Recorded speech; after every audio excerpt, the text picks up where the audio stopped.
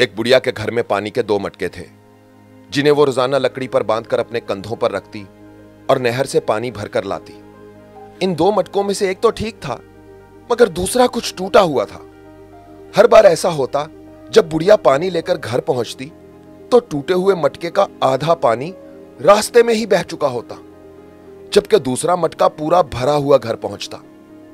साबत मटका अपनी कारकर्दगी पर बिल्कुल मुतमईन था, खुश था, तो टूटा हुआ बिल्कुल ही मायूस, यहां तक कि वो अपने आप से ही नफरत करने लगा।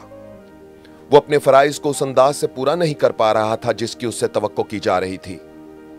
और फिर मुसलसल 2 सालों की नाकामी की तलखी और कड़वाहट लिए टूटे हुए मटके ने एक दिन बुढ़िया से कहा, मैं अपनी इस माजूरी की वजह से शर्मिंदा हूं।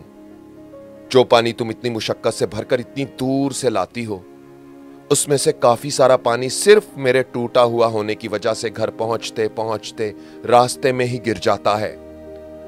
मटके की यह बात सुनकर बुढ़िया हंस दी और बोली, क्या तुमने इन 2 सालों में यह नहीं देखा कि जिस तरफ से तुमको उठाकर लाती हूं, उधर तो फूलों के पौधे ही पौधे लगे हुए हैं, जबकि दूसरी तरफ कुछ भी नहीं उगा हुआ। मुझे उस पानी का पूरा पता है जो तुम्हारे टूटा हुआ होने की वजह से गिरता है, और इसीलिए तो मैंने नहर से लेकर अपने घर के रास्ते तक फूलों के बीज बो दिए हैं, ताकि मेरे घर तक आने तक वो रोजाना इस पानी से सैराब होते रहें।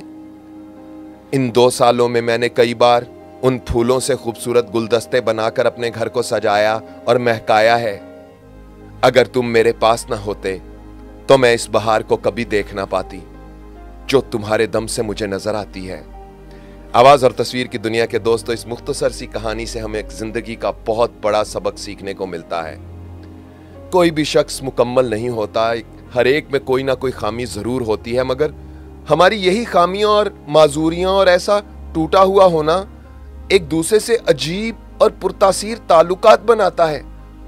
हम पर वाजिब है कि हम एक दूसरे को उनकी खामियों के साथ ही कबूल करें।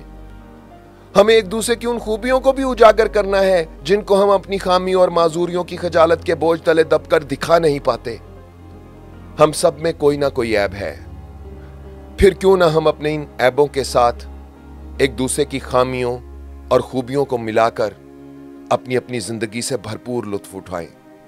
हम एक दूसरे को इसी तरह कबूल कर लें कि हमारी खूबियां हमारी खामियों पर पर्दा डाल रही हों। यह था उज़ैर रशीद का आज का बोलता कॉलम और कहानी। आवाज और तस्वीर की दुनिया के दोस्तों, अपना ख्याल तो सब रखते हैं, आप उनका भी ख्याल रखा करें जिनका कोई ख्याल नहीं रखता। अगले वीडियो में जल्द आपसे मुलाकात होगी।